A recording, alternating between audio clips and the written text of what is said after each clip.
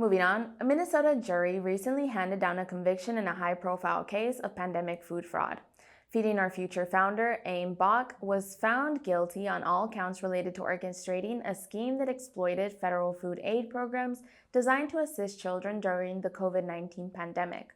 According to federal prosecutor, Bach and her accomplices defrauded the government of approximately $250 million. This case highlights a stark misuse of emergency funded, meant to alleviate food insecurity during a critical time. The investigation uncovered that the fraudulent scheme operated primarily through fraudulent sponsorships of feeding sites. Over 200 entities claimed to serve meals to children in need, while much of this activity was found to be bogus. Evidence presented in court revealed that tens of millions of dollars were funneled into personal expenses, including luxury items, real estate, and overseas travel.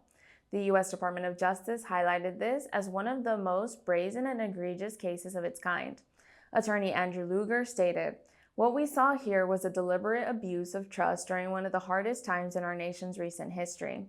One of the major challenges revealed in this case was the lack of sufficient monitoring and accountability in disbursement processes for emergency funds. While these expedited programs were necessary to address an urgent crisis, they were also highly vulnerable to exploitation due to limited oversight.